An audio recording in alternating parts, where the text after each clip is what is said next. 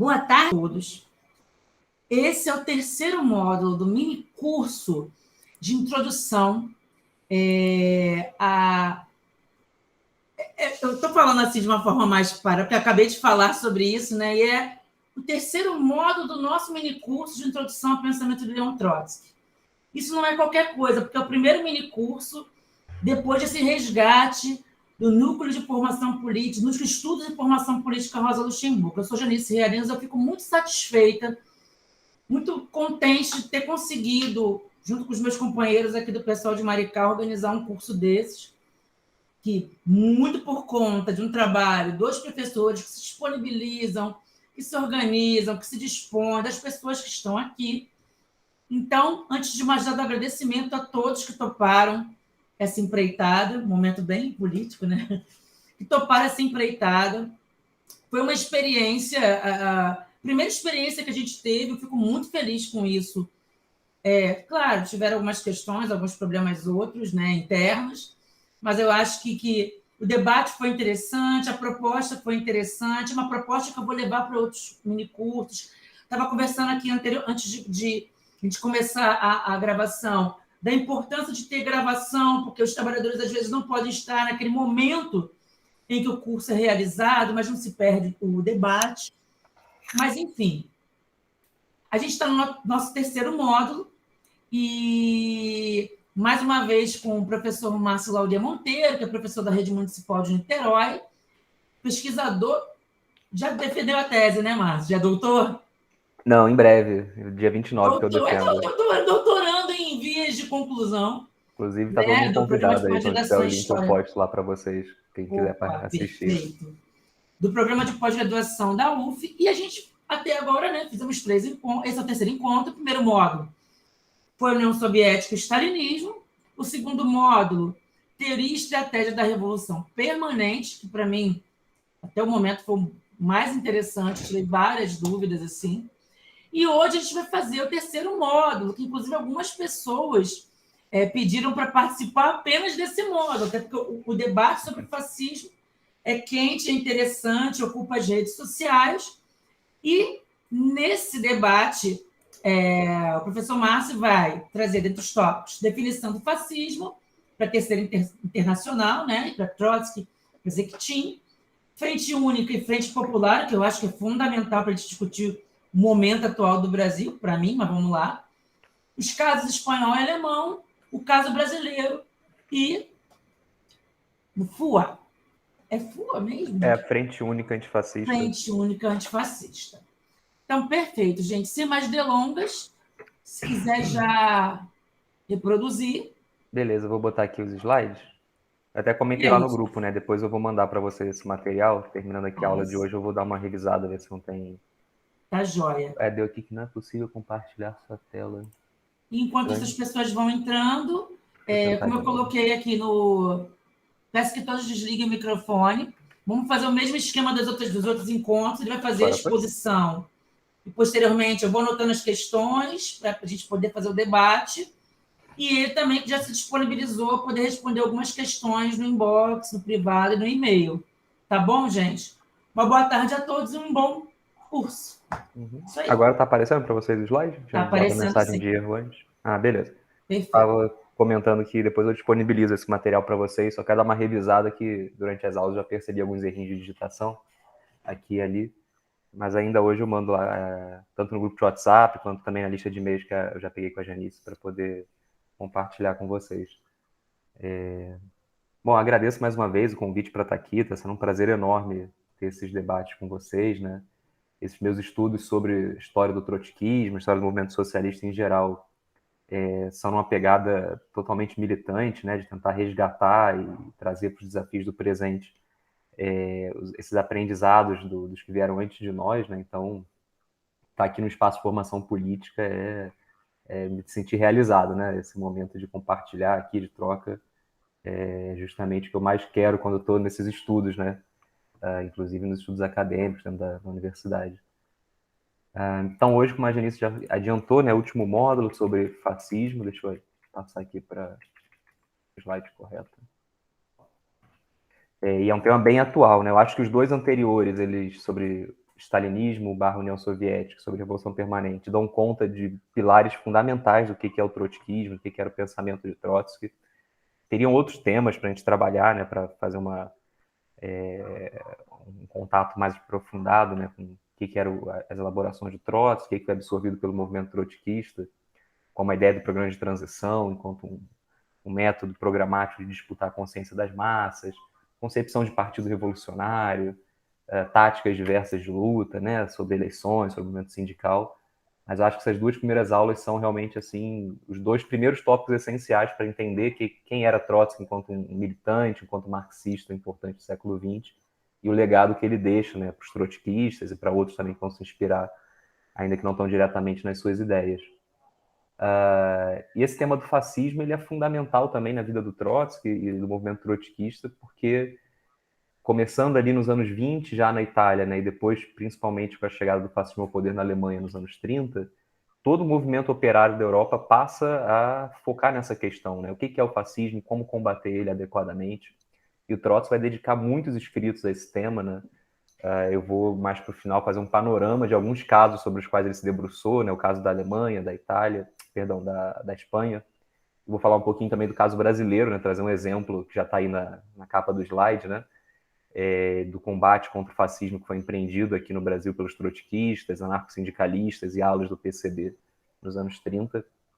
Então, é também um tema assim, de grande relevância, né, para entender as contribuições teóricas, analíticas de Trotsky e também as contribuições militantes, né, programáticas dele e dos seus aliados da época. E um tema totalmente atual lá mais para o final vou trazer algumas provocações para a gente debater, né, trazendo para a atualidade esse tema. Então, acho que é válido começar a definição de fascismo, né, para Trotsky, retomando, na verdade, a definição da Internacional Comunista. Né? Lembrando lá que a gente falou na primeira aula, que a Internacional Comunista, ou a Terceira Internacional, como foi chamada também, ela surge do esforço internacionalista dos bolcheviques após o triunfo da Revolução Soviética de 17, somado ao esforço internacionalista de outros grupos, né?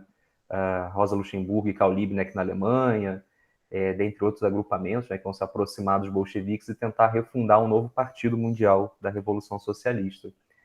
E os primeiros congressos da Internacional Comunista, antes dela ter sido reduzida a um mero instrumento da política externa da burocracia soviética, né, um tema que a gente também viu lá na primeira aula, de como que cada vez mais ela foi perdendo o seu foco original de ser um partido revolucionário internacional, foi virando cada vez mais um defensor em vários países dos interesses conservadores da burocracia que se apodera dos frutos da Revolução Soviética, antes de chegar nesse ponto, né, ela foi um grande centro de elaboração teórica, analítica, programática, em que vários revolucionários de várias partes do mundo se encontravam nos seus congressos, nas suas reuniões, para debater temas que estavam a quente na época, né, entre eles o próprio fascismo, e tentar dar uma definição revolucionária para como lidar com esses desafios colocados pela luta de classes. E aí muita coisa do Trotsky, né, das suas elaborações, das suas posições, estão diretamente vinculadas a esses primeiros anos, principalmente os primeiros 4 congressos da Internacional Comunista, em que estava viva essa elaboração revolucionária para os desafios daquela época, né, do início do século XX.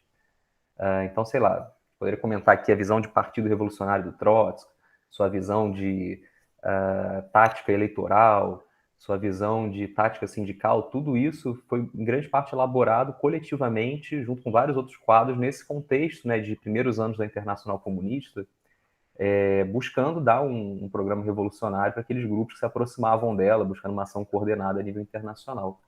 E com o fascismo é muito diferente, né? Eu vou até sistematizar melhor a visão do Trotsky, mas acho importante também sistematizar essa visão original do Internacional Comunista, para a gente ver essa proximidade, né? Como que muita coisa que Trotsky vai falar já nos anos 30 bebe diretamente das elaborações feitas ali quando o fascismo chegou ao poder na Itália em 22, Internacional Comunista, seus quadros, principalmente Clara Zetkin, se debruça sobre aquela questão para tentar entender melhor o que era o fascismo, que desafios ele apresentava para a classe trabalhadora internacionalmente, principalmente na Europa, e como lidar com ele.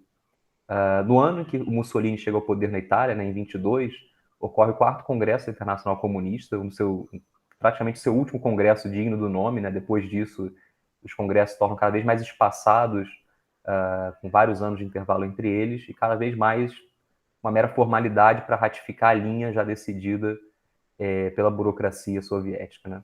Então é um dos últimos congressos de debate vivo, de elaboração realmente revolucionária, mas ele falha muito em tentar entender o que é o fascismo, né? Ele tem um relatório apresentado por um então líder importante da seção italiana da Internacional Comunista, que é o Amadeu Bordiga, onde, junto com outros elementos, como Zinoviev, elementos que então compunham a chamada ultra-esquerda da Internacional Comunista, viam o fascismo como algo que não apresentava grande novidade, não seria um regime tão diferente assim da limitada democracia burguesa italiana, né, que não era uma democracia tão consolidada quanto outros países que haviam vivido experiências mais intensas de luta de classe, tinham conquistas mais profundas, né, democráticas.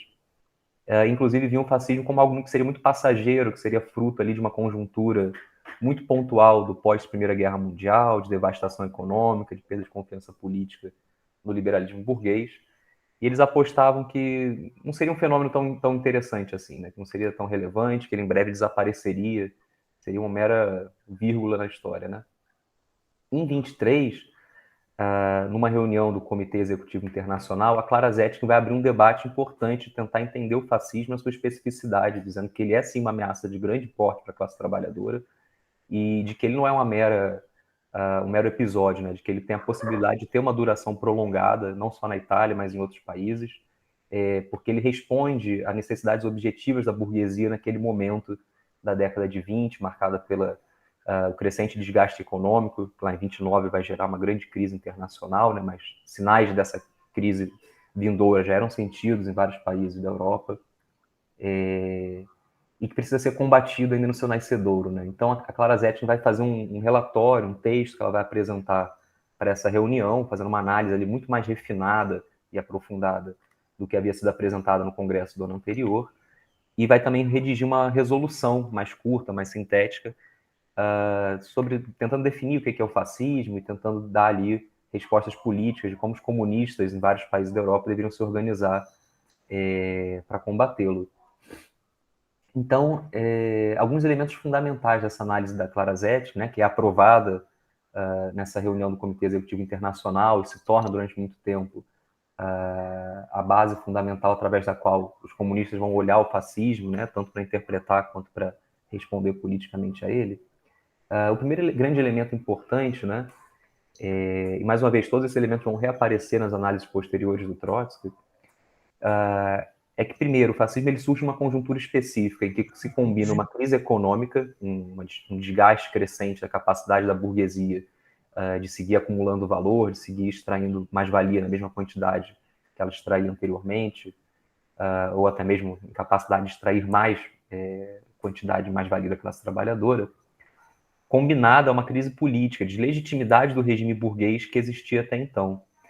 Vamos lembrar rapidamente, né, que após a Primeira Guerra Mundial, uma série de regimes que existiam na Europa durante muito tempo, eles colapsam. Além do próprio regime czarista, que existia há séculos na Rússia, a monarquia que existia na Alemanha, ela colapsa através de uma revolução proletária que acaba fracassando, mas que marca muito a história da Alemanha, né? A Alemanha sai da Primeira Guerra Mundial graças à deflagração dessa revolução e, inclusive, surge, apesar do fracasso da revolução, um regime democrático burguês, a chamada República de Weimar, que é um regime completamente diferente do que existia até então na Alemanha, né? Vários outros países da Europa ou potências próximas da Ásia também vão passar por grandes transformações, né? É um momento em que alguns dos grandes impérios europeus que marcaram muito o século XIX vão deixar de existir, vão se fragmentar, vão surgindo novos países. E nesse caldo todo, né, de grandes mudanças, o liberalismo burguês ele perde parte da sua legitimidade. Apesar de alguns países ele ganhar uma nova força, como na Alemanha, por exemplo, onde ele vai dar origem a uma república, onde liberais e social-democratas vão dar as mãos para restabelecer a ordem burguesa após o fracasso da Revolução, em vários países esse liberalismo burguês passa a ser questionado, principalmente por conta da crise econômica, como um regime incapaz de garantir a classe trabalhadora, de garantir aos setores que vinham vendo sua vida sendo abaladas, como os pequenos camponeses, pequenos comerciantes urbanos, passa a ser visto como um regime que não atende aos seus interesses, como um regime que os exclui, que não consegue atender suas demandas materiais, políticas. É um contexto, portanto, de surgimento de novas respostas, né, de como organizar a sociedade, de como organizar regimes políticos, mas é um contexto onde a resposta socialista revolucionária ela está excluída como uma alternativa imediata, né, pelo fracasso de experiências revolucionárias que haviam ocorrido após o encerramento da Primeira Guerra. Não só a Revolução Alemã, que eu já mencionei, né, que inclusive vai levar ao assassinato da Rosa Luxemburgo, do Karl Liebknecht, vários outros quadros revolucionários alemães que são assassinados após o fracasso da Revolução de 18. Mas tem também revolução na Hungria, que dura pouco tempo. Na própria Itália, antes de Mussolini chegar ao poder, a gente tem o chamado Biênio Rosso, que são 2 anos de intensas lutas de classes na forma de greves, ocupações de fábrica, ocupações de fazendas, mas que acaba não conseguindo organizar uma nova forma de poder e vai refluindo, né? Em outros países também, França, até Inglaterra, em alguma medida, a gente tem mobilizações mais ou menos intensas da classe trabalhadora, mas que não conseguem triunfar. A própria Internacional Comunista vai se debruçar sobre isso, tentar fazer um balanço de por que fracassa essa onda revolucionária que eclode ao final da guerra e que é muito influenciada pela vitória da Revolução de 17 na Rússia. Mas fato é que, nesse momento dos anos 20, junto com essa crise econômica e política, há um fracasso do proletariado em dar uma solução, em ser a classe que vai se apresentar como a alternativa política de uma nova forma de organização social, uma nova forma política de regime, né, de como organizar as relações dentro das sociedades.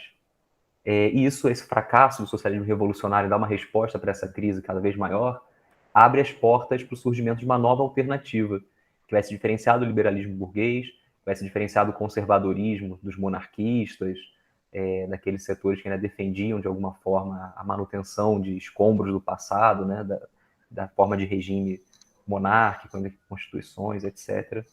E essa novidade vai ser o fascismo, que vai ser um movimento de massas, né, uma tendência política, que assim como o socialismo vai estar baseado em organizações de massa, em mobilizações, em protestos numerosos, em vários clubes que constituem suas organizações de base, né, que mantêm sua base ativa, mobilizada de forma permanente, porém apoiado em uma classe específica, que é a pequena burguesia, que está arruinada nesse contexto de crise econômica, né? Quando a gente fala de pequena burguesia, a gente está falando dos pequenos camponeses, donos da sua própria terra, que em grande parte vivem ali do trabalho familiar, de subsistência, né?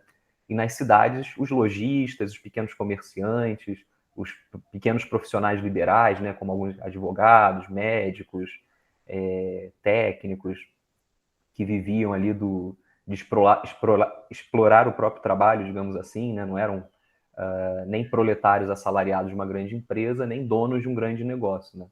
Então, estavam permanentemente espremidos entre a tentativa de se colocar acima da classe trabalhadora, do ponto de vista de ter uma vida mais confortável, mas também empurrados o tempo inteiro para baixo, né, com a possibilidade de ter que ser um trabalhador assalariado, de ter que fechar o seu pequeno negócio, de abandonar a sua empreitada ali de trabalho individual e buscar o assalariamento como forma de vida, né? E nesse contexto de crise econômica, é uma classe que está sofrendo muito com a inflação, com a perda da capacidade de compra das massas trabalhadoras, que param de ir nos comércios, param de buscar os serviços da pequena burguesia. Então tem um ressentimento muito grande, né, dessa classe social com aquela situação de crise. E esse movimento de massas fascista que vai se apresentar como uma alternativa àquela situação, por conta disso, vai ser muito baseado, no seu momento inicial de surgimento, numa demagogia anticapitalista. Ou seja, ele vai mobilizar ressentimentos com a crise econômica, com a carestia, com a inflação, buscando bodes expiatórios para eles, né, os grandes banqueiros, os judeus, os maçons, enfim, vai buscar alvos fáceis para botar a culpa, né? E por conta disso vai mobilizar algumas ideias que se aproximam até mesmo do socialismo, mas são em grande parte demagógicas, não são parte do seu programa fundamental, e sim uma forma de mobilizar aquele ressentimento, aquela fúria, aquela raiva da pequena burguesia, e conseguir os seus votos, conseguir o seu recrutamento. Também um contexto de grande ressentimento pela forma como a guerra acaba em alguns países, né? Na Itália, por exemplo, os bandos fascistas de Mussolini, isso vai se repetir na Alemanha também, são em grande parte soldados que foram desmobilizados e tem ali uma visão de que o governo traiu a guerra, traiu o patriotismo. Então, outro elemento, junto com essa demagogia anticapitalista, é uma agitação nacionalista extremada, né? O chamado chauvinismo, aquela ideia de que nós somos superiores às demais nações, aos demais povos, e que temos uma missão de conquistá-los, de expandir o nosso poderio para cima deles. Então vão se mesclar aí o racismo mobilizado pelo imperialismo e pelo colonialismo desde lá do século XVI, e passando pela nova forma do imperialismo no século XIX. Esse chauvinismo vai ser também um elemento fundamental de colar essa pequena burguesia, né, seus vários elementos, unificar eles num só movimento. Obrigado, amor. De unificar esses setores num só movimento, muito baseado nesse ressentimento, nessa raiva e nessa visão de que nós somos superiores, nós não podemos se permitir ser jogados para baixo da forma que vemos sendo, né? E um outro elemento importante da mobilização do fascismo enquanto um novo movimento político é a elevação do Estado acima das contradições de classe. É a visão de que aqueles marxistas que estão falando em luta de classe, eles estão tentando dividir o povo, estão tentando dividir a nação, e a gente só vai conseguir se colocar por cima dos povos supostamente inferiores, só vai conseguir fazer valer o nosso projeto de expansão, de conquista, se a gente suprimir a luta de classe, se a gente unificar todo mundo dentro desse pacto nacional, né? Então, claro que eles vão ter seus alvos mobilizados pelo racismo, pelo antissemitismo, mas vão ter muito essa ideia de uma unidade nacional que deveria se colocar acima até mesmo dos conflitos de classe, né? E aqueles que fomentam a luta de classe deveriam ser excluídos por estarem se colocando contra a vitória da nação. Nessa questão do chauvinismo, do nacionalismo, é bom lembrar também que essas nações europeias, elas são nações imperialistas e com passado colonialista, né? Então elas têm colônias espalhadas na África, na América, na Ásia, e a Primeira Guerra abala muito disso, né? Algumas colônias vão conseguir a independência após a guerra, alguns países que entram na Primeira Guerra Mundial, como a Alemanha, Japão, vão estar entrando na guerra principalmente para disputar espaço nesse mundo já dividido pelas antigas potências, França, Inglaterra, Holanda, tentando ganhar o seu quinhão, né, tentando garantir o seu espaço nessa divisão do mundo. Então essa ideia colonialista está muito marcada na própria experiência da burguesia imperialista, né, que já tinha mobilizado ideias de superioridade, de racismo mesmo, né, para justificar a colonização de parte do mundo. E o fascismo vai beber muito dessa fonte, né, vai inclusive exacerbar ela ao extremo na sua tentativa de unificar essa pequena burguesia falida, em decadência, e colocar ela em ação. E além desse caráter de movimento de massas, né, esse caráter plebeu que Trotsky vai chamar depois do fascismo, e dessa mistura de demagogia anticapitalista, com desse ressentimento dessa massa falida da pequena burguesia, com o chauvinismo, nacionalismo extremado, o racismo, o fascismo vai ter como característica fundamental também o uso da violência organizada. Ele não é simplesmente um partido político para eleições, para disputar o Estado dentro das regras constitucionais. Ele é, acima de tudo, um grupo de tropas de choque que vão se armar e vão combater o movimento sindical, vendo nele um inimigo da nação, alguém que divide a nação, e, inclusive, um inimigo da própria pequena burguesia, né, que naquele momento está arruinada, está falida, mas vê o movimento sindical em vários lugares conseguindo garantir bons salários, conseguindo garantir direitos.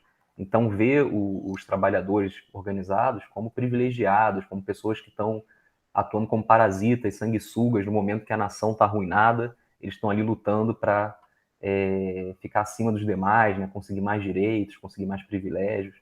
Então, esse ressentimento é muito mobilizado para uma violência política que vai destruir os sindicatos, vai fazer tropas de choque para se enfiar no meio das passeatas da classe trabalhadora, nas mobilizações de greve e atirar, bater naqueles trabalhadores, vai ir à sede de sindicatos e queimar essas sedes, vai ir à sede de partidos comunistas ou social-democratas e tacar fogo nelas. Então eles buscam acabar com qualquer atividade independente do proletariado através do uso sistemático da violência. E esse movimento que surge como um movimento plebeu, pequeno burguês, ele começa a ganhar apoio da burguesia conforme ela vê nele um instrumento para suprimir o movimento operário, né, para conseguir fazer com que os trabalhadores percam sua força e, assim, garantir que a burguesia aumente seus lucros, né? Aumentando a jornada de trabalho, retirando direitos, negando aumentos salariais, aumentando o desemprego e por aí vai. Então, para a burguesia, o fascismo, apesar de não surgir como um movimento orgânico da sua classe, ele se apresenta como um instrumento muito útil para sair daquela crise, né? Para superar a perda da lucratividade naquele contexto pós-Primeira Guerra Mundial. Então, alguns indivíduos burgueses vão começar ali a financiar os bandos fascistas, e conforme eles veem que esses bandos estão tendo sucesso na sua empreitada contra o movimento operário, cada vez mais setores significativos da burguesia passam a apostar econômica e também politicamente no fascismo como uma alternativa. Isso faz com que, uma vez vitorioso, uma vez que consiga, de fato, esmagar o movimento operário e tomar de assalto o Estado, o fascismo ele cada vez mais seja integrado à lógica da gestão burguesa daquele Estado, né? Então, muito da sua demagogia anticapitalista é simplesmente abandonada, ocorre depurações no seu interior para aqueles setores mais radicais serem eliminados, e cada vez mais o fascismo se torna uma ditadura burguesa que está vinculada aos interesses, principalmente do grande capital, né? De retomar sua lucratividade, de retomar o poderio bélico da nação, de fazer frente às outras potências imperialistas na disputa por territórios, por mercados. Então, essas são algumas das características fundamentais, né, que essas contribuições da Clara Zetkin vão apresentar sobre o que é o fascismo, dando aí uma especificidade e uma seriedade muito maior do que o Congresso de 22 havia dado nas suas resoluções, feitas lá por Zinoviev, por Gordilha.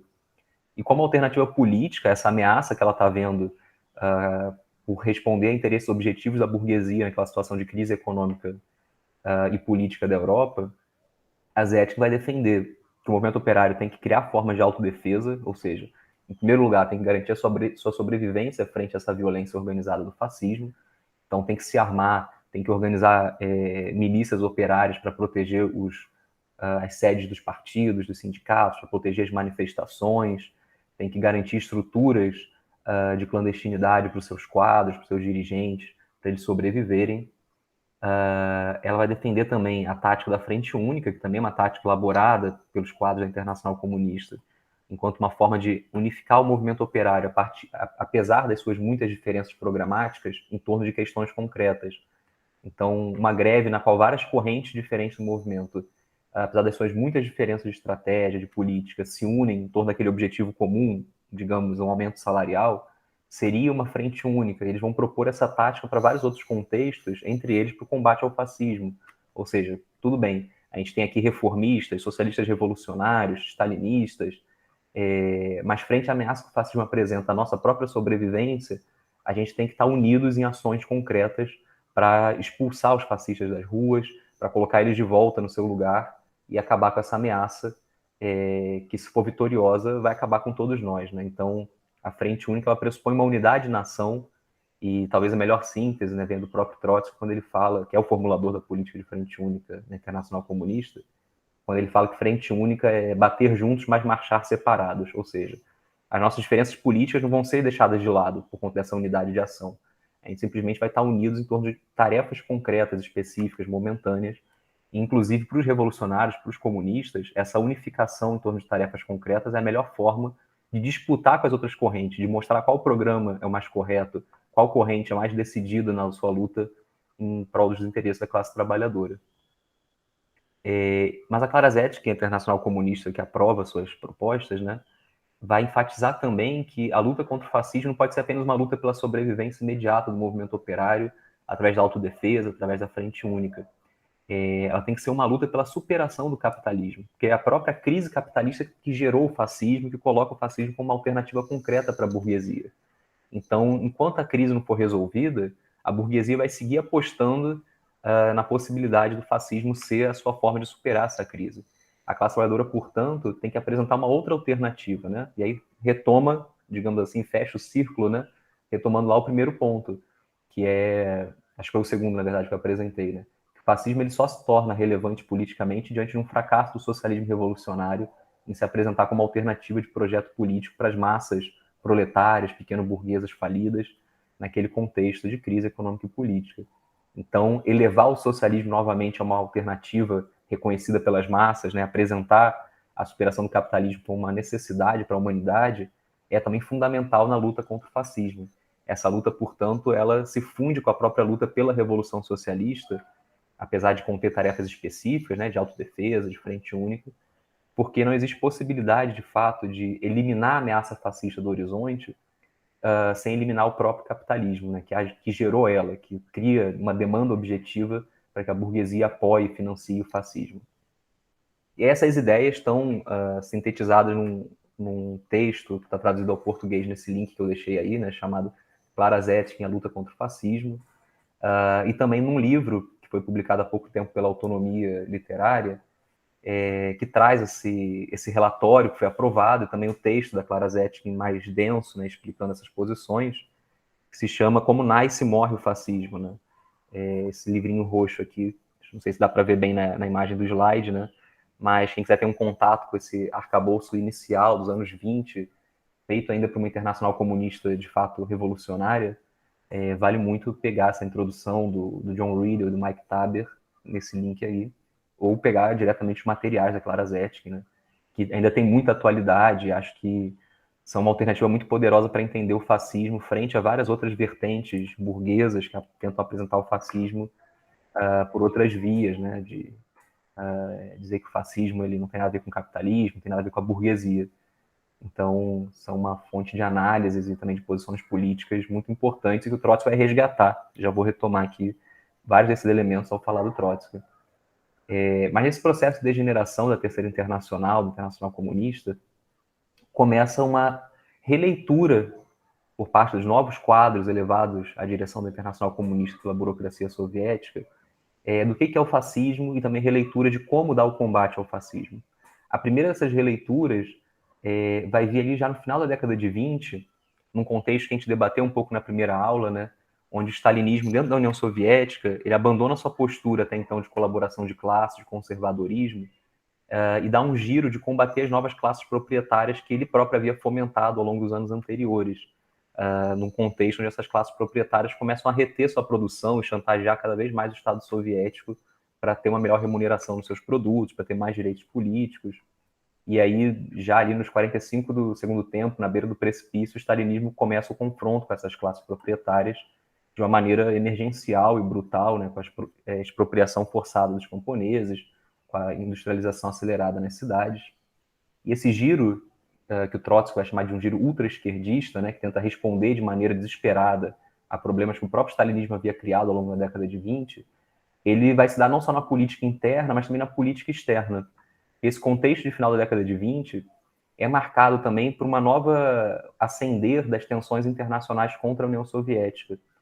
Então, depois da derrota da Guerra Civil, lá em 21, veio um período de tentativa de normalização, né, das relações entre a União Soviética e as potências imperialistas, daí toda a lógica do stalinismo, de coexistência pacífica, de socialismo socialismo em um só país, de tentar buscar uma convivência diplomática com o imperialismo e se apresentar como algo que não era uma ameaça a esse imperialismo. Mas com o intensificar da crise econômica, algumas das principais potências imperialistas começam a reacender as tensões internacionais com a União Soviética. A Inglaterra, por exemplo, rompe seus tratados econômicos que havia firmado com a União Soviética, reiniciando o bloqueio àquele país. O orçamento de guerra de vários países começa a aumentar. Na Alemanha, começa a agitação da parte dos fascistas e também dos conservadores contra a União Soviética, dizendo que ela era uma ameaça à nação alemã. O próprio Mussolini já vinha nessa linha desde 22, né, apresentando o comunismo como uma grande ameaça internacional à nação italiana. Então, diante dessa ameaça também externa, né, o stalinismo também dá um giro no plano internacional, declarando que estava aberta uma nova época revolucionária, assim como o que se seguiu depois de 17. Ele vai chamar de terceiro período. Né? O primeiro período teria sido essa primeira leva de revoluções na Europa após 17, que fracassam. O segundo período seria um período de marasmo da luta de classe na Europa, e o suposto terceiro período seria de reascenso das forças proletárias e revolucionárias. E aí ele deixa de lado toda a política de colaboração de classes usadas nos anos anteriores, que a gente viu lá na primeira aula, né? Uma série de traições, inclusive, a processos revolucionários, como a Revolução Chinesa dos anos 20. E a Internacional Comunista adota uma linha chamada de classe contra classe, a visão de que a revolução está na esquina, de que todo mundo que não está subordinado a Moscou, a Internacional Comunista, é contra-revolucionário, incluindo aí os trotskistas, os social-democratas, o fascismo, e que basta organizar a tomada do poder, que ela está para acontecer já, está para triunfar. Basta a iniciativa dos revolucionários comunistas para tomarem o poder. E isso vai levar a uma linha de sectarismo extremo, que vai ser organizado em torno do conceito de social-fascismo, segundo o qual não apenas o fascismo busca deter a revolução proletária, mas a própria social-democracia e todos os outros que não são parte do movimento stalinista, né? E vai levar ao abandono da política de frente única contra o fascismo defendido lá pela Clara Zetkin, pela Internacional Comunista em 23. vai ser uma recusa de fazer qualquer tipo de acordo tático, qualquer tipo de aliança tática com outras organizações do movimento operário, encarando que todas são igualmente contra-revolucionárias. E a ideia de qualquer frente única, né, qualquer órgão de luta imediata, só pode ser feito pela base, ou seja, sem incluir essas outras organizações consideradas todas igualmente fascistas, todas igualmente contra-revolucionárias. Essa política leva ao fracasso total da luta contra o nazismo na Alemanha, né? A gente vai ver em mais detalhes já já. O fascismo chega ao poder na Alemanha em 1933, praticamente sem precisar dar o combate contra aquela que era a classe trabalhadora mais poderosa, tanto em números quanto em experiência política, da Europa naquele momento do século XX. Então é uma verdadeira tragédia, né? Essa derrota sem luta que a classe operária alemã sofre. E, em grande parte, essa política sectária tem a ver com essa derrota, né? De se recusar a fazer uma aliança tática contra a ascensão fascista. E quando ocorre essa tragédia, né, Moscou entende o risco que está correndo, a sua própria sobrevivência com a chegada do fascismo ao poder na Alemanha, uma potência muito mais industrializada, com muito mais poderio bélico do que a Itália, e dá um giro de 180 graus, da lógica de que a revolução está na esquina, de que a gente não pode fazer aliança com ninguém, porque todo mundo é igualmente fascista. Moscou passa a defender a linha da chamada Frente Popular, em que agora tem que fazer aliança com todo mundo, inclusive com a burguesia, e não para fazer a revolução, mas para conter a chegada do fascismo ao poder na forma de blocos eleitorais para governar o Estado burguês. Então essa política ela começa na França em 1934, em 1935 chega ao poder um governo com apoio dos comunistas para governar o Estado burguês francês. Inclusive, os comunistas franceses vão fazer uma série de concessões ao abandonar a luta contra a colonização, né, a luta pela independência das várias colônias francesas. Vão fazer muitas concessões de tentar segurar greves, de segurar a luta de classes do proletariado contra a burguesia, para defender a lógica de uma aliança com a burguesia progressista contra o fascismo. E isso vai ser confirmado no 7º Congresso da Internacional Comunista, inclusive compreendendo uma nova definição de fascismo que vai ser desenvolvida pelo Gregory Dimitrov, que não só vai dar uma nova definição de fascismo, vai ser também responsável por elaborar essa política de colaboração de classes da Frente Popular, né? Essa política de aliança, digamos assim, de frente ampla com a burguesia chamada progressista, achando que isso vai impedir a chegada do fascismo ao poder através de blocos eleitorais, de concessões políticas dos interesses da classe trabalhadora. Então, a nova definição em síntese, né, que o Dimitrov vai dar para o fascismo é de ditadura terrorista aberta dos elementos mais reacionários, mais chauvinistas e mais imperialistas do capital financeiro. É uma definição que vai manter a ideia de que o fascismo é um movimento de massas, de que ele vai usar da violência contra a classe trabalhadora, mas reparem aqui no que eu botei em destaque em negrito, né? É a ditadura terrorista aberta dos elementos mais reacionários, mais chauvinistas e mais imperialistas do capital financeiro. Não é a ditadura do capital financeiro, como a Clara Zetkin havia definido, né? Parte, portanto, do pressuposto que existe uma divisão na burguesia e que a gente tem que, enquanto representante da classe trabalhadora, se aliar àqueles que não são os mais reacionários, mais chauvinistas e mais imperialistas do capital financeiro.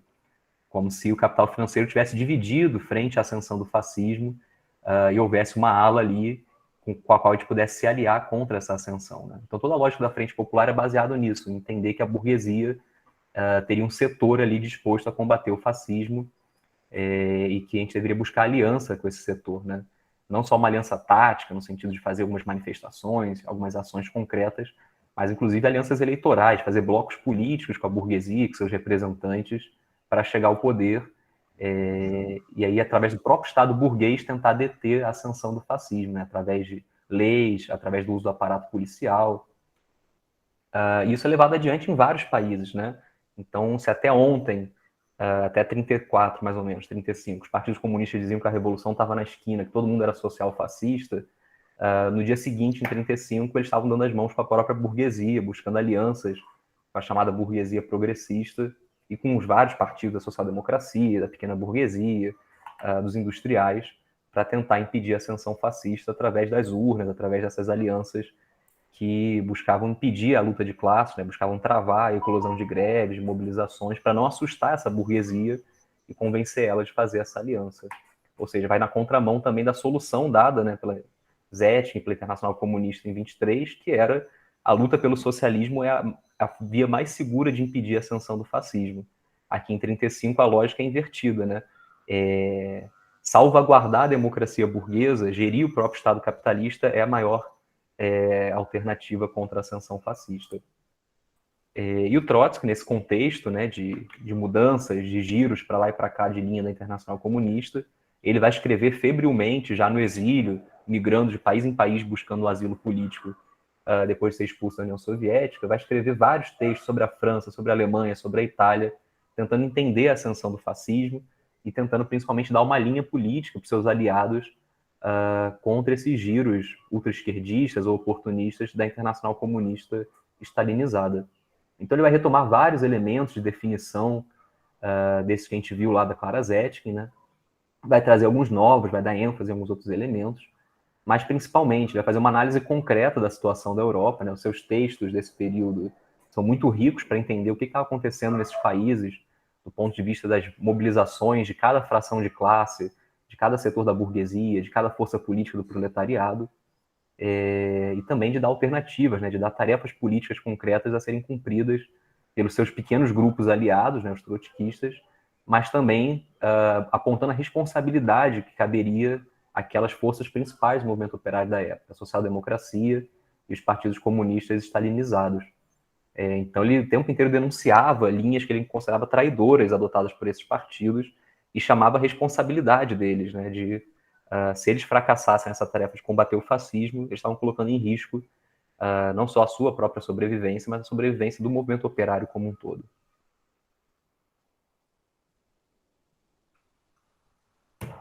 Então ele retoma, né, alguns dos elementos fundamentais de que o fascismo é um movimento de massas, né, ele não é uma força política meramente eleitoral, um partido burguês clássico, né, que se organiza muito mais na superestrutura do Estado do que nas massas da sociedade. Ele vai enfatizar que é um movimento de massas e principalmente com um intuito contra-revolucionário, né? Seja de suprimir uma situação em que a revolução está colocada como alternativa, em que está tendo greve geral, mobilizações intensas da classe trabalhadora, seja para prevenir, que atue de forma preventiva para impedir que se chegue nesse ponto, né? Naquela situação de crise econômica e política cada vez mais intensa da Europa, do entreguerras, era uma possibilidade real que qualquer fagulha ali acendesse um incêndio, né, naquelas sociedades.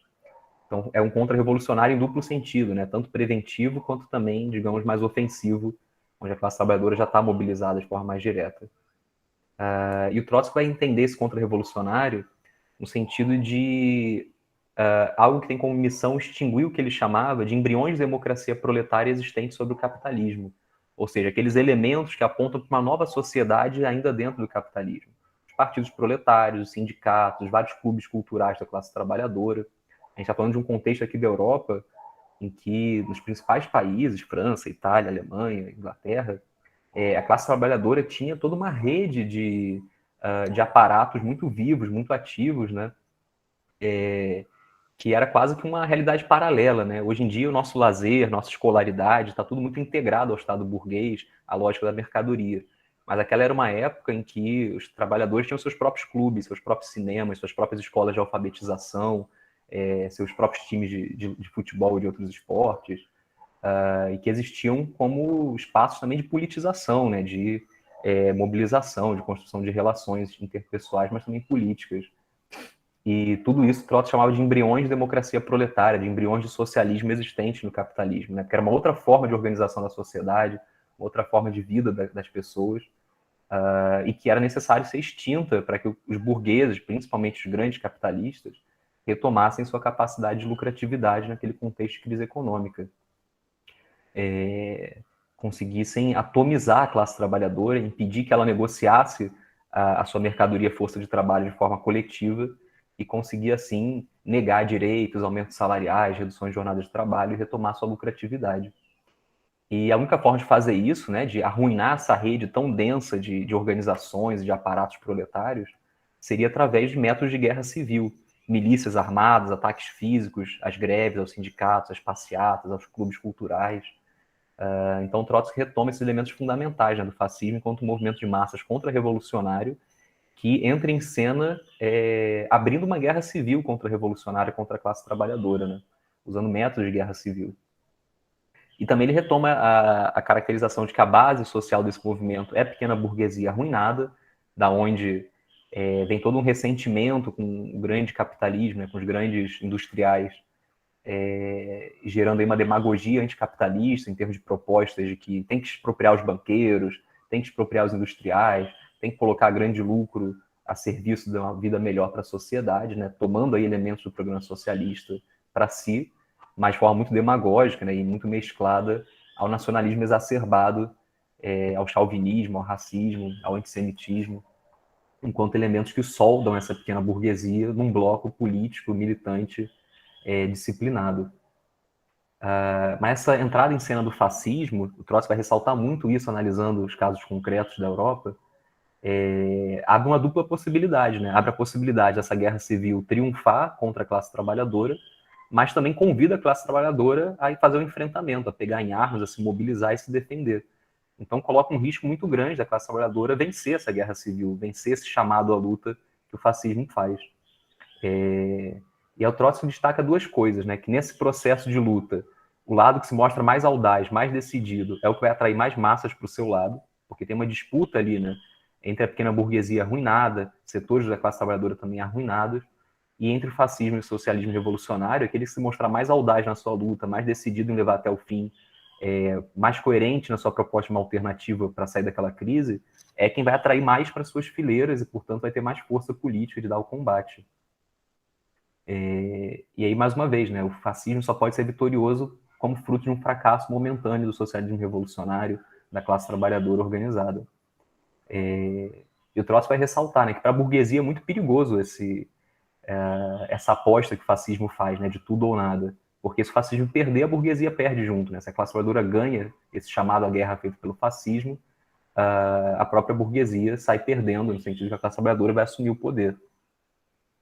Então, por isso, ele também vai ressaltar que, no início, a burguesia é reticente em financiar o fascismo. Ela só entra, de fato, na jogada do fascismo quando vê que ele está capaz, né, que aqueles bandos fascistas estão bem organizados, estão audazes o suficiente para atrair massas para o seu lado e serem vitoriosos, e a classe trabalhadora, de outro lado, está frágil, está desmobilizada, está balançando nas cordas e, portanto, vai oferecer resistência a ponto de ameaçar a ordem burguesa. E essa aposta que a burguesia pode vir a fazer no fascismo, né, ela se dá no sentido de que, se o fascismo for vitorioso, ele vai ser absorvido pela burguesia. Ele não vai ser um movimento da pequena burguesia fazendo valer seus interesses de classe. O Trotsky, inclusive, vai insistir muito que a pequena burguesia ela não é uma classe capaz de governar a sociedade. Ela não tem relações de produção, de propriedade próprias. Ou ela acompanha o proletariado na sua luta pelo socialismo, como na Rússia, por exemplo, onde o pequeno campesinato lutou ao lado do proletariado pela Revolução Socialista, ou ela pode assumir o lado da burguesia, né, se colocar a serviço dos grandes industriais, do capital monopolista, do imperialismo, que é o que o fascismo propõe, né? Instrumentalizar a fúria, o ressentimento da pequena burguesia arruinada para servir aos interesses do grande capital. E, se vitorioso, isso obviamente tem que levar a depurações nas fileiras do fascismo, na sua própria ideologia, nas suas propostas que tem ali um verniz anticapitalista, né? E se enquadrar enquanto um regime do grande capital monopolista, um regime que está a serviço dos interesses desse grande capital, né, das grandes indústrias, dos grandes bancos, interesses imperialistas, interesses em suprimir a luta da classe trabalhadora e sua capacidade de lutar por melhores salários, melhores direitos. Uma vez no poder, inclusive, o Trotsky vai ressaltar que o fascismo ele perde cada vez mais características essenciais do que é o movimento de massas fascistas, e se torna cada vez mais um regime bonapartista clássico, no sentido ali de um regime onde o poder executivo ganha uma grande autonomia frente à classe dominante, que é a burguesia, e passa a governar de forma direta, autoritária, repressora, mas sempre em prol do grande capital. Então ele vai reconhecer que o regime fascista não é um regime bonapartista qualquer, mas ele vai destacar que, para se perpetuar depois de ser vitorioso contra as massas proletárias, o fascismo precisa perder vários seus elementos que ele tinha enquanto definidores do seu movimento de massas, né, da chegada ao poder. E também ele destaca, né, que o fascismo ele só é importante para a burguesia num contexto de crise intensa, em que uma mera ditadura policial, uma ditadura militar, um bonapartismo clássico, como o que a própria Alemanha viveu antes da ascensão de Hitler ao poder, onde o executivo concentrou cada vez mais poder em detrimento do parlamento, ela só é necessária caso a burguesia precise não apenas digamos assim, dar um freio para o movimento operário, mas de fato destruir o movimento operário, atomizar a classe trabalhadora e impedir que ela se organize coletivamente com melhores condições de vida.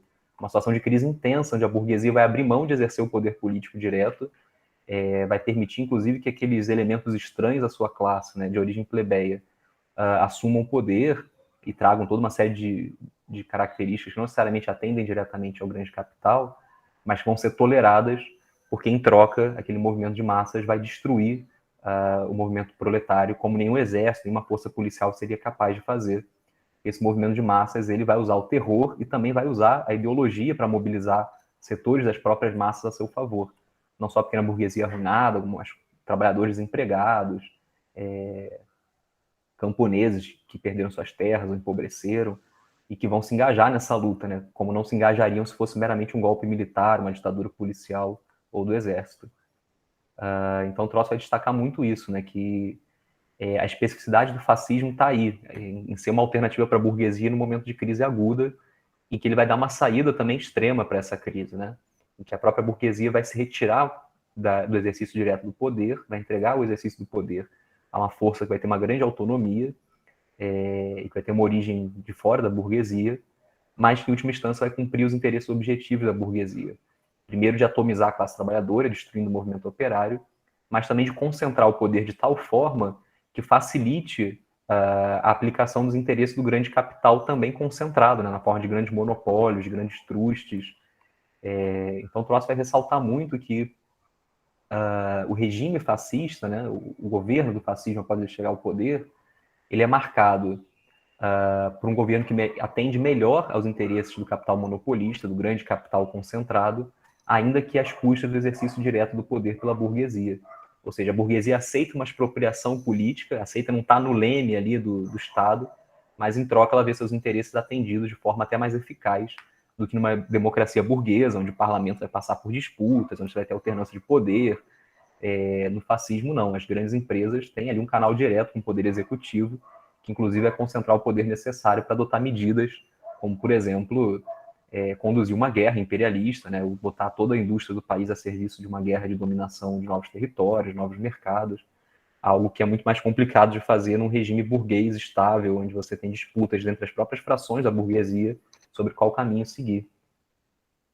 E aí nisso também o Trotsky vai ressaltar muito, né, que nem toda ditadura contra-revolucionária é fascista, ou seja, nem todo momento em que o poder executivo se autonomiza e assume um caráter fortemente repressor contra as massas proletárias, aquilo é fascismo. O fascismo tem como característica distintiva não apenas a concentração do poder, não apenas o caráter ditatorial, mas essa sua origem plebeia, na pequena burguesia arruinada, em setores da classe trabalhadora arruinados, e na sua origem como movimento de massas, né? Essa é, digamos, o que o fascismo tem a ofertar à burguesia, né? Ele não é meramente uma ditadura, um golpe, ele é baseado em organizações de massas que podem cumprir mais eficazmente o papel de disputa ideológica e de destruição terrorista das organizações da classe trabalhadora. E aí o Trotsky vai ressaltar também que o fascismo ele não pode ser reformado no poder, apenas derrubado. Não existe saída para o fascismo que não a destruição daquele regime através de métodos militares, inclusive, né, de remoção deles do poder. E aí ele vai colocar ali naquele contexto, já dos anos 30, que existem apenas duas alternativas para o fascismo no poder. Ou a guerra imperialista, que de fato é o que vai acontecer, né? A Alemanha vai se lançar numa guerra de conquista territorial dentro da própria Europa, fazendo confronto com várias outras nações imperialistas para fazer valer os interesses da sua burguesia nacional, ou a Revolução Socialista, que elimine o fascismo e junto com ele a sua razão de ser, que é a crise econômica causada pelas disputas interimperialistas. E aí ele vai retomar também as lições políticas lá de 23, né, de que a forma de dar essa alternativa progressista para a destruição do fascismo, que é a Revolução Socialista, é a frente única proletária, né, é a unidade de ação entre as várias correntes políticas do movimento operário, onde elas vão manter sua autonomia, vão manter sua identidade, suas polêmicas, inclusive, ao longo dessa luta, mas vão estar juntas na tarefa de organizar a luta militar contra o fascismo, de organizar a autodefesa do movimento operário. E dentro dessa frente única, os revolucionários têm a tarefa de fazer a disputa com os reformistas, com aqueles que vacilam frente à alternativa revolucionária, e convencer a classe trabalhadora, convencer as bases dessas organizações de vanguarda, de que a Revolução Socialista é a única saída para remover de forma eficaz o fascismo do poder e garantir aí a sobrevivência da classe trabalhadora, inclusive sua melhoria, né, de condição de vida. E dentro dessa lógica de frente única, o Trotsky vai chegar a falar que é possível sim ter alianças com elementos da burguesia, mas vão ser alianças táticas. Esses elementos burgueses têm que estar subordinados à frente única proletária. Ela é a frente única da classe trabalhadora. Se um empresário burguês quiser financiar, beleza, que financie, mas sem abrir mão de nenhum princípio, de nenhuma posição, de nenhuma postura combativa dessa frente única. Se algum partido burguês quiser se integrar a ele, será bem-vindo, mas apenas para fazer o combate contra o fascismo, né? E não para assumir a linha, assumir a liderança dessa frente única. O que, obviamente, vai ocorrer de forma muito pontual, muito excepcional, né? Alguns indivíduos burgueses vão se engajar na luta contra o fascismo, mas a grande burguesia se debanda para o fascismo quando vê que ele é capaz de ser vitorioso e cumprir sua tarefa histórica de destruir o movimento operário, né? Nos casos concretos da Alemanha, da Itália e de outros países que vão viver aí ascensos fascistas nessa época do entreguerras. Então, como eu já tinha falado, né, o Trotsky e os trotskistas junto com ele vão beber muito nas fontes lá dessas elaborações da Clara Zetkin dos anos 20, mas vão trazer eles para analisar os casos concretos, né, de ascenso fascista e de necessidade de combater esse ascenso ali no contexto pré-Segunda Guerra Mundial, né, já de grandes tensões interimperialistas ocorrendo em toda a Europa.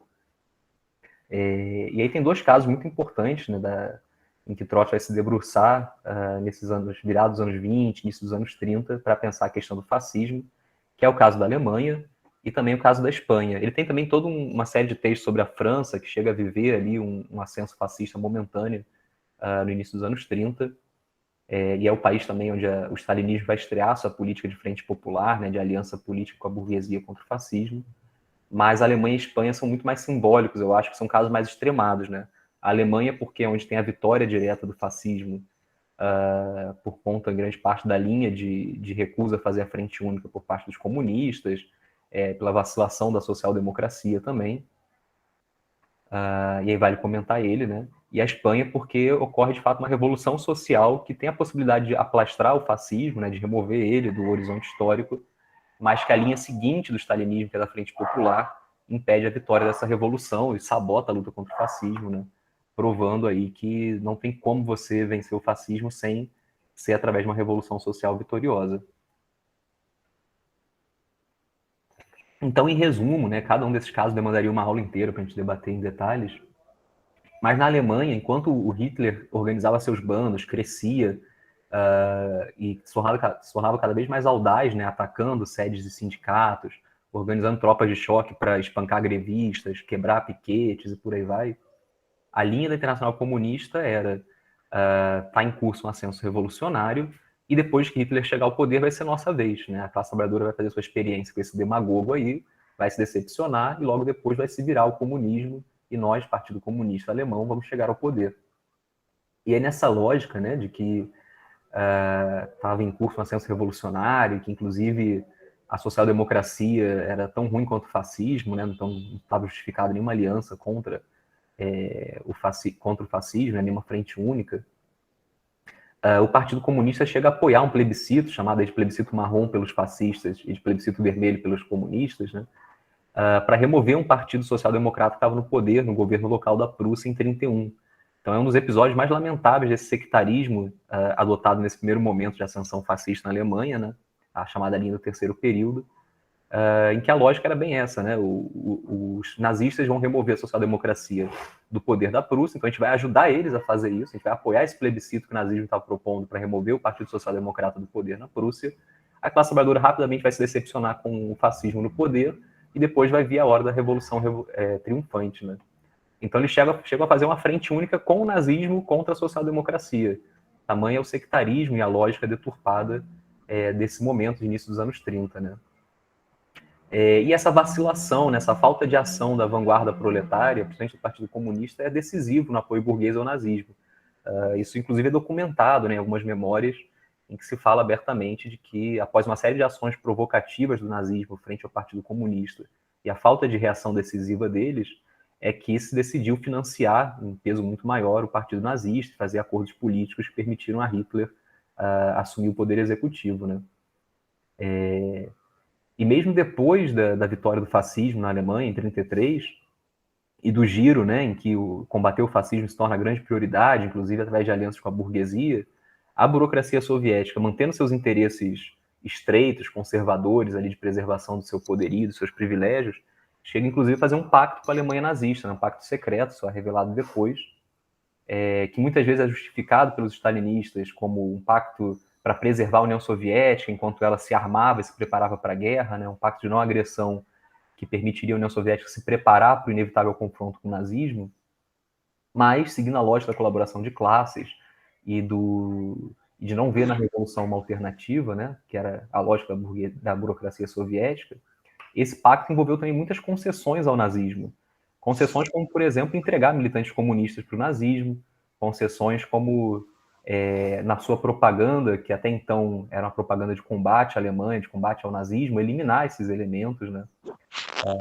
Um caso bem interessante, por exemplo, de um filme famoso, Sergei Eisenstein, né, que era o Alexander Nevsky, era um filme muito marcado pelo contexto ali de aumento das tensões da Alemanha contra a União Soviética, e ele, ao relatar o passado da Rússia, desse príncipe que era o Nevsky, ele trazia elementos muito anti-germânicos no filme, né, de apresentar os germanos como elementos que historicamente foram inimigos dos russos e tal. E depois do pacto Hitler-Stalin, esse filme é tirado de cartaz, é censurado. Então era uma série de concessões políticas também ao nazismo, né, que o stalinismo vai fazer nesse seu desespero de, depois de ter ajudado pela sua inação, pelo seu sectarismo, o nazismo a chegar ao poder, ele tenta por todas as vias conter o avanço do nazismo, né? E a gente sabe que essa história vai terminar com a invasão da União Soviética, com uma guerra que custou milhões de vidas de trabalhadores e camponeses soviéticos, e que felizmente foi vencida, né? E muitas vezes se diz que se venceu graças a Stalin, mas a grande verdade é que se venceu apesar de Stalin. Inclusive, vale ressaltar algo que eu falei na primeira aula, né?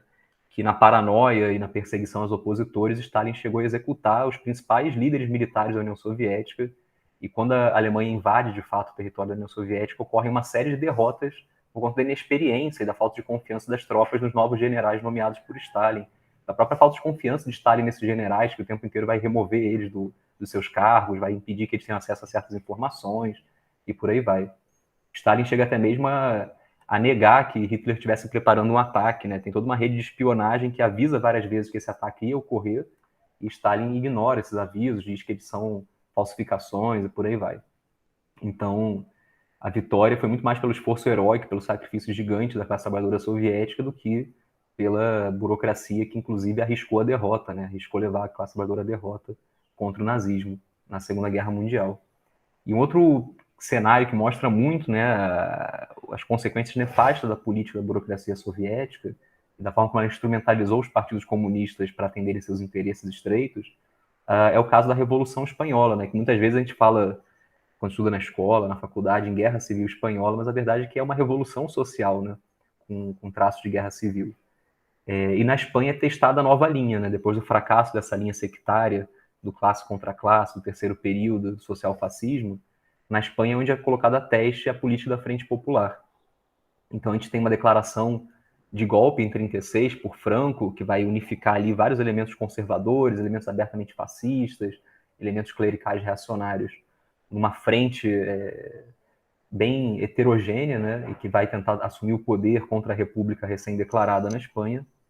E isso atiça a classe trabalhadora e o pequeno campesinato a se mobilizar em forma de greves, de ocupação de fábricas, de tomar o poder em cidades inteiras, né? Barcelona, por exemplo, vira o grande centro revolucionário da Espanha nesse momento, onde os trabalhadores assumem completamente o comando da cidade através de conselhos democráticos organizados desde os bairros operários, desde as fábricas, organizam milícias a partir das fábricas, das pequenas propriedades camponesas, para combater as tropas do Franco. Só que a lógica do stalinismo na Espanha vai ser a seguinte: primeiro a democracia, depois a revolução. Primeiro a gente vai se aliar com a burguesia republicana, que é contrária ao fascismo, vai reter a revolução, né, desmobilizando as fábricas que foram ocupadas, desmobilizando as fazendas que foram ocupadas, desmobilizando o caráter autogerido das milícias operárias, e vamos fazer aqui um governo conjunto com a suposta burguesia progressista, que vai ser um governo burguês, capitalista, e depois que a gente assegurar a vitória contra o fascismo, contra o Franco, é que a gente pode falar em revolução social. E isso acaba, na verdade, destruindo o processo de resistência ao fascismo, né? porque os expurgos gigantescos, inclusive assassinatos de lideranças revolucionárias, vai levar cada vez mais a classe trabalhadora a se desmobilizar, a não ver sentido em se engajar naquela luta, se ela é para preservar no poder uma burguesia contra a qual ela está mobilizada para início de conversa, né? Inclusive, a burguesia não comparece a essa frente popular, né? O Trotsky vai dizer que a frente popular na Espanha é entre o stalinismo e a sombra da burguesia. E a burguesia se debanda para o lado do fascismo totalmente. Ela financia o movimento do Franco, né? E, enfim, é uma história também bem rica, bem complexa, mas que o resumo dela é essa. Começa com uma revolução social que vai conseguindo impor derrotas ao bando do Franco, né? O país fica dividido quase meio a meio entre território da República e território nas mãos do Franco. Só que o Franco consegue avançar cada vez mais conforme a revolução é desmobilizada e os trabalhadores vão perdendo o seu ímpeto revolucionário, né? Vão perdendo o interesse em arriscar suas vidas por aquilo que eles estão vendo que não vai ser em seu interesse, né? Para que eu vou arriscar minha vida se essa fábrica aqui que eu ocupei vai ser devolvida para o seu patrão, eu vou ter que voltar a viver com baixo salário, com opressão no meu local de trabalho, né? Então ocorre uma quebra da espinha revolucionária da classe trabalhadora que acaba quebrando a própria resistência ao fascismo na Espanha. A Morgana até mostrou aqui um livro que narra bem essa história, né, que é o Espanha Abandonada, como Stalin abriu as portas a Franco, que é uma narrativa de um militante trotskista. Ele assina o livro como M. Casanova, mas o nome verdadeiro dele era, deixa eu ver aqui, Mexlau Bortenstein, que é um quadro trotskista que é girado para a Espanha para dirigir as pequenas forças da classe trabalhadora ligadas ao trotskismo, né, um pequeno grupo que estava aliado ao trotskismo internacionalmente. E ele cai em Barcelona, no meio daquela confusão revolucionária, ele assume a gestão de uma fábrica ocupada, e Barcelona é um local realmente assim chave, né, para esse conflito todo, porque o stalinismo chega a organizar tropas para suprimir a autogestão que a classe trabalhadora impôs em Barcelona. E a partir desse momento, Barcelona praticamente cai, né? Cai em suas defesas, e depois o fascismo consegue avançar sobre ela. Mas o stalinismo chega a usar métodos de guerra civil para libertar Barcelona da autogestão proletária que havia conquistado aquela cidade desde o início da tentativa de golpe do Franco, né? Esse livro está digitalizado. A Morgana está dizendo aqui que o livro está digitalizado, se vocês procurarem na internet. Depois eu no boto no Facebook. chat aqui a referência completa. Mas eu queria chegar no caso do Brasil, né? Falar um pouquinho também da nossa experiência, né? Não ficar falando de algo distante lá na Europa. Na mesma época em que estavam ocorrendo esses conflitos todos na Europa, inclusive esses testes todos, né, de qual linha é mais adequada para combater o fascismo, a gente tem aqui no Brasil o surgimento de um movimento fascista, né, que é a Ação Integralista Brasileira, liderada por Plínio Salgado, que vai trazer muito desses elementos de nacionalismo exacerbado, de chauvinismo, né, patriotismo que coloca a nação brasileira como sendo superior às demais, que vai defender a entrada do Brasil na Segunda Guerra ao lado da Alemanha nazista, vai defender o apoio do governo Vargas às potências do eixo, né? E que vai organizar passeatas, comícios, nos quais eles vão hostilizar a classe trabalhadora, vão fazer ataques a greves, a sedes de sindicatos, a sedes de organizações operárias, partidos, jornais e por aí vai. E conseguem realmente uma força política significativa, né? O Brasil dos anos 30, inclusive, tem vários fascistas organizados, tem aqui uma célula do Partido Nazista Alemão que é a maior que existiu fora da Alemanha, no sul do país, onde você tinha colônias de emigrados e descendentes de alemães. Então você tinha partido nazista organizado aqui com grande força, com jornais, com sedes espalhadas em Santa Catarina, Rio Grande do Sul. E no eixo, Rio, São Paulo, Minas, os integralistas eram a principal força fascista do momento, né? Organizando grandes comícios, conseguindo filiar várias pessoas, nessa mesma lógica de uma pequena burguesia arruinada, ressentida, que via no movimento operário sanguessugas que queriam privilégios nas suas lutas por melhores salários, melhores direitos, e que via no grande capital também um grande problema, no sentido de que não estaria sendo patriótico o suficiente, não estaria levando o Brasil à sua missão histórica de potência regional e por aí vai. E nessa época, né, em que início dos anos 30, em que o fascismo aqui no Brasil está crescendo, a linha do PCB ainda é a linha do social-fascismo, né, de recusar a frente única, de recusar alianças com outras organizações do movimento operário para combater o fascismo. Ao invés, ele vai focar suas energias numa campanha contra a guerra, que é uma agitação bem estéril, meramente propagandística, contra a deflagração de uma nova guerra mundial, em defesa da União Soviética. mas sem ações concretas para combater a entrada do Brasil na guerra, para combater o ascenso fascista dentro do próprio país. Né? Eles faziam comícios, palestras, panfletagens, tinham jornais, mas essa campanha contra a guerra era muito mais uma campanha de propaganda do que de ação. Né? Enquanto isso, os integralistas iam ganhando cada vez mais terreno, crescendo cada vez mais, influenciando os próprios trabalhadores. E, inclusive, o integralismo ele consegue ser tão hábil na sua construção política que ele vai atrair figuras, por exemplo, como a principal liderança do movimento negro da época, né? O fundador e líder da Frente Negra Brasileira, vai ser um integralista de carteirinha. Então, eles vão, inclusive, se mesclando ali com elementos da realidade brasileira, né? De abandonar o racismo, que era uma característica essencial do fascismo europeu, né? E vão fazer uma valorização do que é o típico brasileiro. Então, eles vão defender a integração de negros na sua organização, vão defender o tupi como língua original do Brasil, né? Daí sua saudação, que é o Anauê.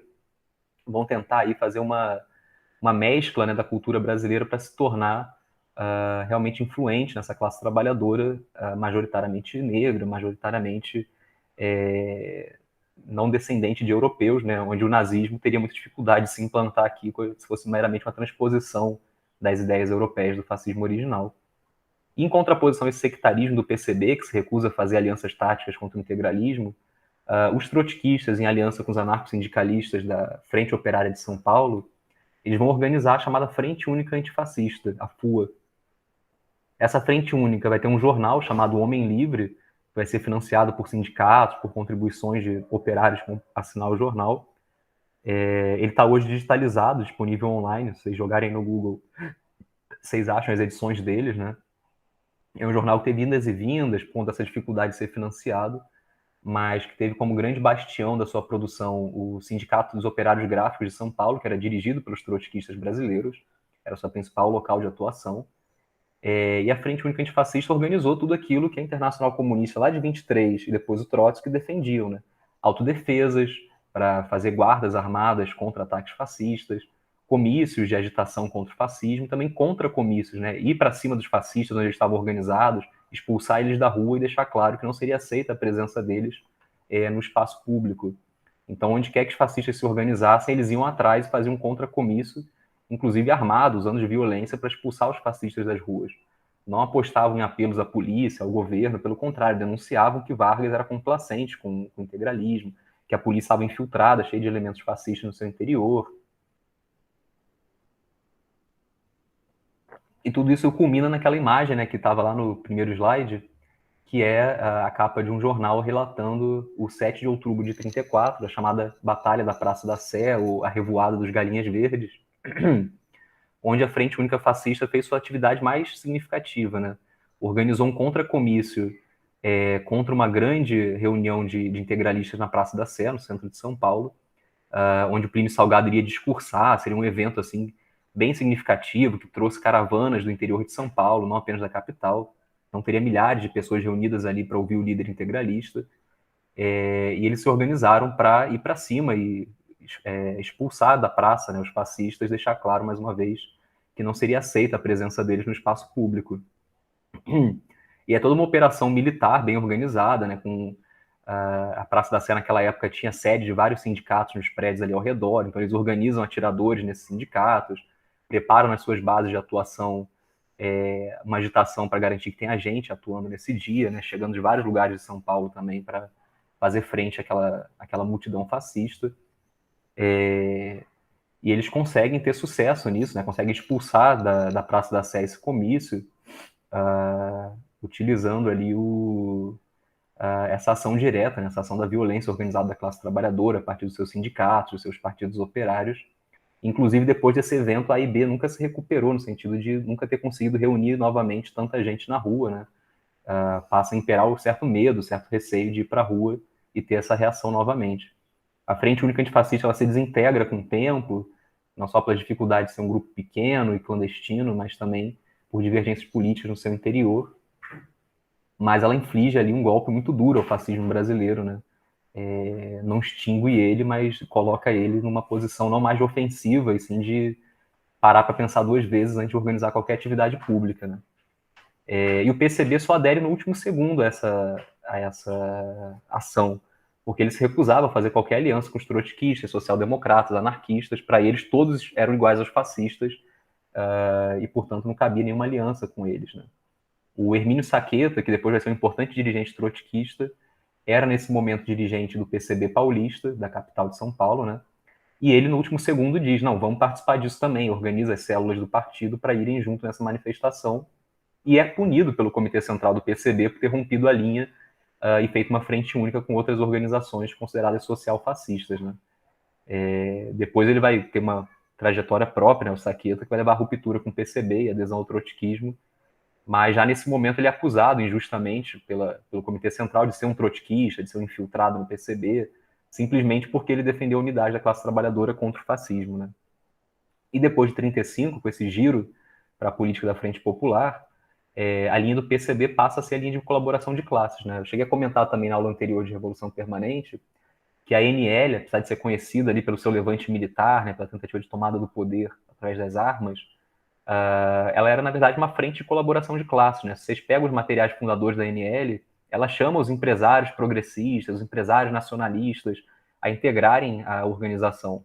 E nos primeiros momentos ela chega, inclusive, a ter esses empresários, alguns, né, participando como filiados, como financiadores. Só que depois que o Vargas começa a atacar a ANL, começa a ficar feio para esses empresários terem qualquer associação a ela, né? E ela vira basicamente uma organização ali de fachada do PCB, né? Que passa a ser seu único componente organizado. Mas ainda assim, a ação da ANL não é pela Revolução Socialista, e sim pelo que eles encaravam que era uma revolução democrático-burguesa, né? Que liberaria as forças para o desenvolvimento capitalista no Brasil, e só depois de uma longa etapa histórica que seria possível a Revolução Socialista. Ou seja, aquele etapismo que a gente falou na última aula, né? Depois também eles vão dar apoio ao Vargas, né? Já no final da guerra, vendo no Vargas uma possibilidade de impedir o retorno do fascismo ao Brasil, mas tudo isso é muito ligado à lógica dos interesses internacionais da União Soviética, né? De ter governos aliados em várias partes do mundo, que é o que está por trás da política da Frente Popular, dessa colaboração de classes. O etapismo, né, de dizer que primeiro a democracia, depois a revolução, mais uma vez é só um verniz teórico, né, uma justificativa teórica para uma política da União Soviética, da burocracia soviética, de ter governos aliados e de evitar uma nova revolução socialista, né, de apostar na coexistência pacífica com a burguesia, ainda que nesse momento da história a burguesia estivesse se mostrando cada vez mais hostil a qualquer tipo de organização operária e à própria União Soviética. E essa história, né, do PCB aqui no Brasil, da ação integralista brasileira, e da forma como a Frente Única Antifascista resistiu a ela, é bem contada já. Então quem tiver curiosidade, tem bons materiais aí, que eu circulei até lá no grupo de WhatsApp esses dias, né, acho que ontem ou anteontem. Recomendo muitos artigos do Ricardo Castro, que é um historiador daqui do Rio de Janeiro que trabalha com esse tema, né, de como os trotskistas e a Frente Única Antifascista atuaram. Tem também um relato que foi recentemente republicado pela editora Veneta, de um dos líderes trotskistas da época, que era o Fulvio Abramo, recontando um pouco as memórias da Batalha da Praça da Sé, de como foi todo o operativo para organizar aquilo, fazer aquilo sair do papel. Eu estou com esse livro aqui em algum lugar, mas não estou achando agora. Mas acho que eu botei a imagem dele aqui no slide seguinte. Tá aqui, ó, Revoada dos Galinhas Verdes, o nome. Que é um livro muito bom para quem quiser ter um relato concreto, ou pelo menos uma parte da história do antifascismo no Brasil, né? De como que se combateu com eficácia o fascismo brasileiro. Os artigos que eu mencionei do Ricardo Castro me ajudam a ter uma visão mais ampla, né? Não só da Batalha da Praça da Sé, mas de toda a existência da Frente Única Antifascista no Brasil no início dos anos 30. Então, são ótimos exemplos práticos de como combater com sucesso o fascismo, né? E aí já fica o spoiler, não é através de colaboração com a burguesia, mas sim através da ação direta da classe trabalhadora unificada, dos seus métodos clássicos de luta, né? De piquete, de comícios, contra-comícios, greves, inclusive. E também deixo como sugestão de leitura algumas coletâneas do Trotsky sobre esses temas que a gente está falando, né? Da Alemanha, da Espanha, que tratam com mais profundidade esses casos concretos de ascensão fascista e de como que se poderia ter lutado para impedir ela, né? E vai ter muita polêmica nesses escritos com a linha do stalinismo da época, tanto a linha sectária do chamado terceiro período, do social-fascismo, no caso da Alemanha, quanto a linha de colaboração de classe da Frente Popular, no caso da Revolução Espanhola, né? Então tem essas duas coletâneas que dá para achar fácil aqui na internet ou em sebos, né? Que é a Revolução e Contra-Revolução na Alemanha, que inclusive é um livro publicado ainda nos anos 30 para os trotskistas brasileiros, organizado pelo Mário Pedrosa, que foi outro importante líder do trotskismo aqui nas suas primeiras gerações, né? E que a editora Sanderman reeditou uns anos atrás, né? Os mesmos textos traduzidos pelo Mário Pedrosa, pelos trotskistas lá dos anos 30, que trazem aí uma série de textos do Trotsky sobre a situação na Alemanha. E tem esse da editora Iskra, né, sobre a Revolução Espanhola, que é uma série de textos, documentos, cartas, debatendo essa situação. Tem outras coletâneas, né, tem uma publicada pela Autonomia Literária, que é um pouquinho menor, sobre a Alemanha, com alguns outros textos que não estão nessa da editora Sanderman. Tem uma em inglês que é muito clássica, né, circula muito nos países de língua inglesa, quando se debate Trotsky e fascismo, que é de onde vem o título aqui que eu dei para a aula, né? Por isso lá no primeiro slide estava inclusive entre aspas, que é o que é o fascismo e como combatê-lo, né? What is Fascism and How to Fight It, que é uma coletânea de escritos do Trotsky em inglês que também é muito boa, assim, com vários textos-chave, como o título já fala, buscam apresentar o que o Trotsky entendia como fascismo e também a alternativa política que ele defendia, né? De como combatê-lo. E uma outra síntese muito boa e muito curtinha, né? Esse texto do Mandel, A Teoria do Fascismo segundo Leon Trotsky.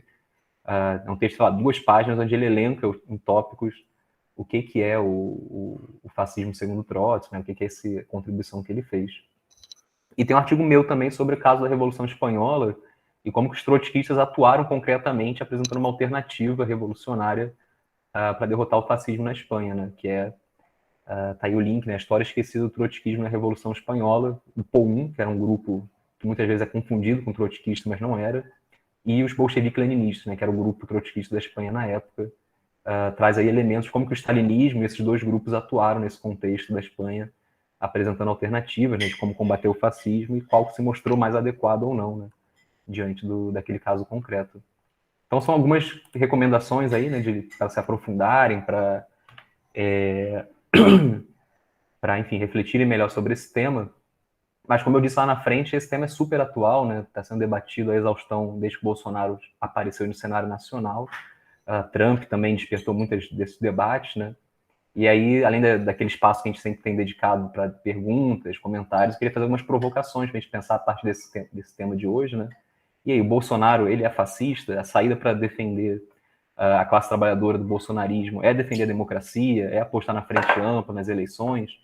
Ou essas lições históricas do Trotsky e da Terceira Internacional lá dos anos 20 se mostram, né, ainda atuais, a defesa da revolução como a saída verdadeira, a definição de fascismo como movimento de massas contra-revolucionário. Eu acho que também é interessante trazer para o presente esse debate, né, aproveitando esse finalzinho da aula para a gente conversar um pouco.